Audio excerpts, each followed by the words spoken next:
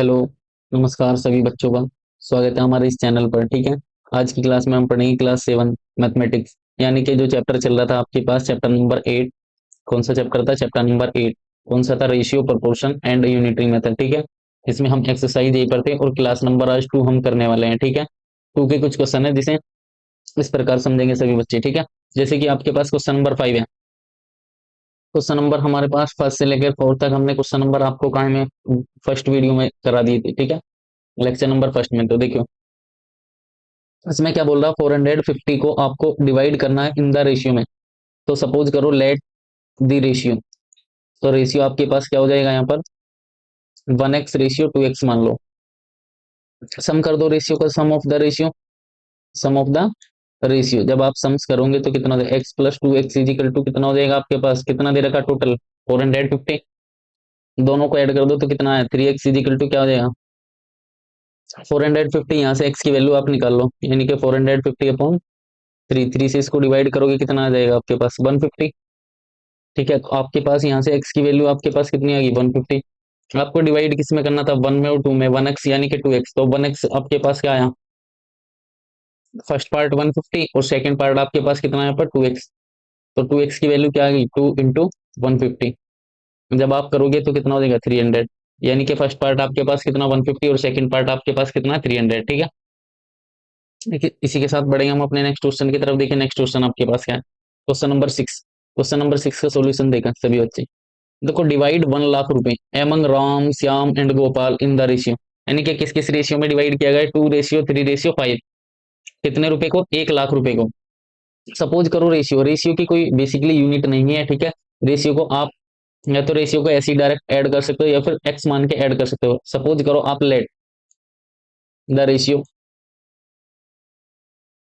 Will be, क्या होगा आपके पास? यानी कि 2x ratio 3x ratio 5x। ठीक है, एक्स की फॉर्म में ले लिया रेशियो को। अब आपको कितने रुपए डिवाइड करना है? यानी कि रुपए 1 लाख। टोटल रुपीज आपके पास कितना है? टोटल रुपीज यानी कि टोटल रुपीज जो है आपके पास रुपए कितना? 1 लाख। कितना है यहाँ पर? 1 लाख। ठीक है, 1 10 100 1000 10,000 लाख, यानी कि 1 लाख। 1 लाख रुपीज को डिवाइड किस में करना? तीनों में कन्वर्ट करना। तो सम कर दो आप। जब आप इसका सम करोगे, सम ऑफ द रेशियो, तो किसके इक्वल रखोगे इस रेशियो को? रुपए 1 लाख के। ठीक है, क्योंकि 1 लाख को ही आपको क्या करना? डिवाइड करना। तो सम कर दो रेशियो का। 2x प्लस के 3x प्लस के 5x। जब आप करोगे कितने रुपए को? 1 लाख को डिवाइड करोगे इसमें। ठीक है, देखो 5 3 8 2 10। 10x इज इक्वल टू आपके पास कितना हो जाएगा यहाँ पर? रुपए 1 लाख। राइट, देखो 10 से 10 क्या हो जाएगी आपके पास? कैंसिल आउट हो जाएगी। तो आपके पास x की वैल्यू कितनी है यहाँ पर? 10,000। यानी कि x की जो वैल्यू है आपके पास 10,000 रुपए आई। ठीक है, अब आपको क्या बताना था? अब आपको सबका अलग अलग निकालना था कि प्रत्येक को कितने रुपए मिले। ठीक है, तो यानी कि सबसे पहले किसको? राम। राम की वैल्यू क्या थी आपके पास? यानी कि राम की थी 2x। तो 2 की मल्टीप्लाई करोगे आप x में। x की वैल्यू आपके पास कितनी है? 10,000। यानी कि राम के पास जो रुपए डिवाइड हुए यानी कि कितना हुआ? 20,000। ठीक है, इसी टाइप से किसके पास हुए? श्याम के। श्याम की वैल्यू क्या थी आपके पास? 3x। तो यानी कि 3 इंटू 10,000 आपके पास कितना हो जाएगा? 30,000। यानी कि श्याम को कितने रुपए मिले? 30,000। अब इधर ध्यान दे, इधर ध्यान देख लेंगे सभी बच्चे, इधर ध्यान दो। अब देखो आपके पास क्या है? गोपाल। गोपाल रही हो तो गोपाल को कितना रुपया मिला यहाँ पर? 5x की फॉर्म में। तो यानी कि 5 की मल्टीप्लाई आप 10,000 के साथ करोगे कितना देगा आपके पास?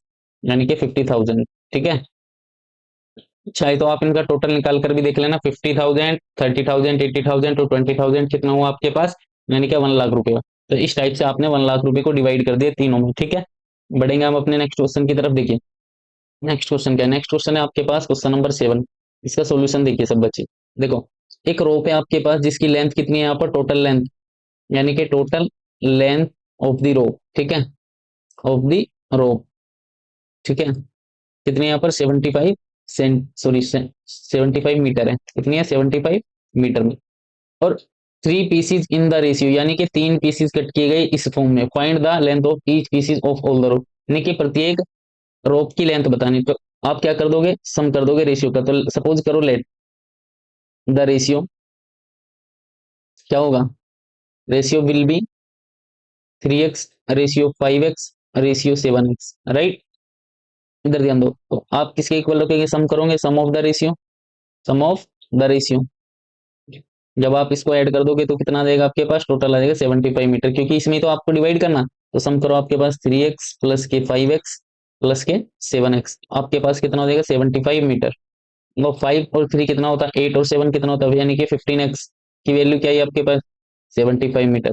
यहाँ से आप x की वैल्यू निकाल लोगे, तो x की वैल्यू जब ये इसके अपॉन में जाएगा तो क्या हो जाएगा, डिवाइड में 15, 5 से कितना होता है 75, यानी कि यहाँ पर जो x की वैल्यू है आपके पास, x की वैल्यू आपके पास कितनी है यहाँ पर 5 मीटर। अब आपको इनकी इंडिविजुअल वैल्यू निकालनी है। इंडिविजुअल वैल्यू आप कैसे निकालोगे, जैसे इसमें पूछा है आपसे, यानी कि 3x, फर्स्ट पार्ट क्या था, तो फर्स्ट पार्ट आपके पास क्या था 3x, तो 3 की x में मल्टीप्लाई कर दो, x की वैल्यू क्या आपके पास 5, तो 5 3 से कितना होता है 15 मीटर, ठीक है। इसी टाइप से आप क्या निकालोगे सेकंड वैल्यू, देखो सेकंड वैल्यू आपके पास कितनी है यहाँ पर 5x, तो यानी कि आपके पास 5 इंटू एक्स की वैल्यू क्या आई थी 5 मीटर, तो 5 की 5 में मल्टीप्लाई करोगे कितना है 25 मीटर, राइट। थर्ड पार्ट देखिएगा इसी टाइप से, थर्ड पार्ट आपके पास क्या था यहाँ पर 7x, यानी कि 7 की मल्टीप्लाई आप 5 में करोगे कितना आ जाएगा 7 5 से 35 मीटर। इस टाइप से आपके पास तीनों पार्ट आ गए। तीनों पार्ट कौन कौन से आ गए आपके पास, 15 मीटर, 25 मीटर एंड 35 मीटर, ठीक है। ये आपका परफेक्ट आंसर है, ठीक है। बढ़ेंगे हम अपने अगले क्वेश्चन की तरफ। तो देखिए रेशियो में इसी टाइप से आपको सम्स मिलेंगे, ठीक है।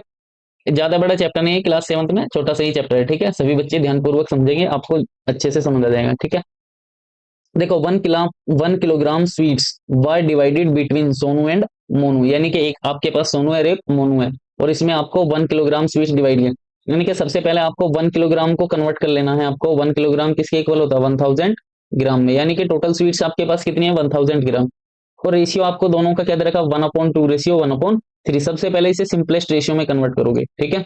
तो इसको सिंपलेस्ट रेशियो में कन्वर्ट करो, ratio of the Sonu and Monu, तो क्या आएगा first of all ratio of the Sonu and Monu, तो रेशियो क्या हो जाएगा सोनू एंड मोनू का, यानी कि 1:2, 1/2 रेशियो 1/3 है, ठीक है। सबसे पहले जब इस टाइप से सिंपलेस्ट रेशियो में कन्वर्ट करोगे, दोनों का एलसीएम ले लेते हैं इनका, और एलसीएम से मल्टीप्लाई कर देंगे, यानी कि दोनों का एलसीएम क्या है 6, 2 की इससे डिवाइड कर देंगे एलसीएम को, 2 3 से कितना होता है 6, और 3 के ऊपर मल्टीप्लाई कर देंगे, यानी कि 3 रेशियो, 3 2 6, यानी कि सोनू एंड मोनू का रेशियो आपके पास कितना आया, सोनू एंड मोनू का रेशियो आया आपके पास 3:2, ठीक है।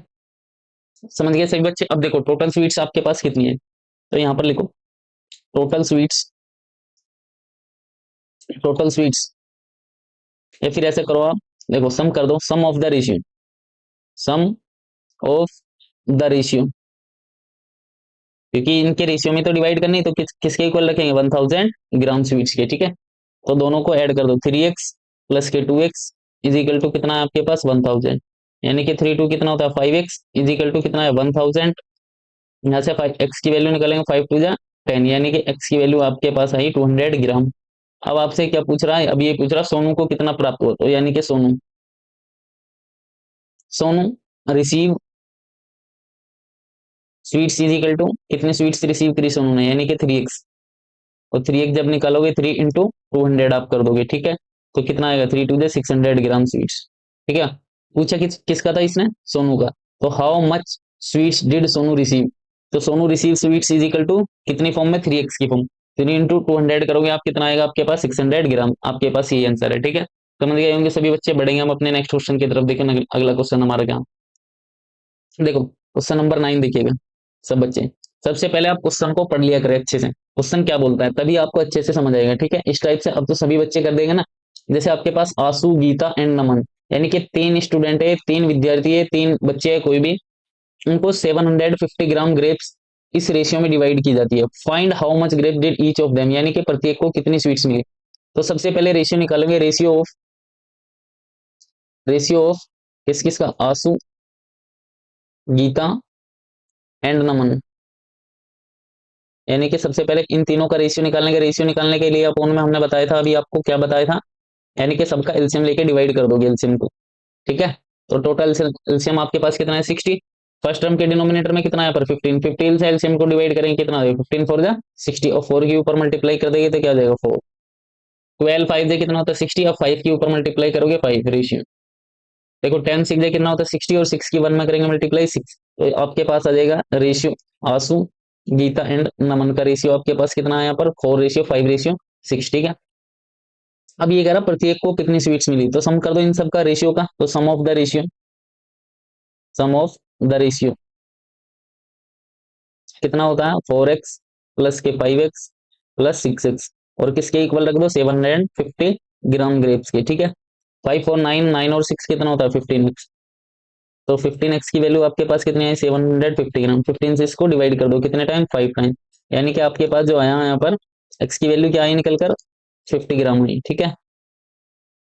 x की वैल्यू आपके पास कितनी है यहाँ पर 50 ग्राम। अब इस प्रकार आप इनको निकाल दोगे कि आपके पास आंसू को कितनी स्वीट्स ग्रेप्स मिले, गीता को कितने ग्रेप्स मिले, नमन को कितने ग्रेप्स मिले, ठीक है। बहुत ही आसान सम से आप ऐसी वैल्यू पुट करके रख लेना 4x में 5x में और 6x x की वैल्यू पुट करके निकालोगे तो आप तो इजीली कर पाओगे, ठीक है।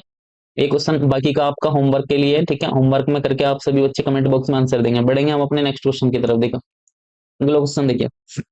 देखिए इस टाइप के क्वेश्चन आपके लिए मोस्ट इंपोर्टेंट होते हैं क्योंकि आगे चल के कॉम्पिटिटिव एग्जाम में भी इस टाइप के क्वेश्चन आपको देखने को मिलेंगे, ठीक है। तो सभी बच्चे ध्यानपूर्वक इस टाइप के सम्स को देखेंगे, ठीक है। देखो सबसे पहले रेशियो को हमेशा किसकी फॉर्म में लिखा जाता है अपॉन, यानी कि फ्रैक्शन फॉर्म में भी लिखा जाता है। X upon Y is equal to कितना हो जाएगा आपके पास 3/4। ऐसे आपके पास क्या हो जाएगा यहाँ पर देखो Y upon Z is equal to कितना हो जाएगा 12/18। अब देखो यहाँ पर दोनों में क्या दिखाई दे रहा है आपको, y की वैल्यू डिफरेंट दिखाई दे रही है। यहाँ पर देखो y की वैल्यू कितनी दिखाई दे रही है 4 और यहाँ पर देखो y की वैल्यू क्या दिखाई दे रही है 12। तो सबसे पहले आपका मेन ऑब्जेक्टिव होना चाहिए दोनों की वैल्यू को सेम बनाना।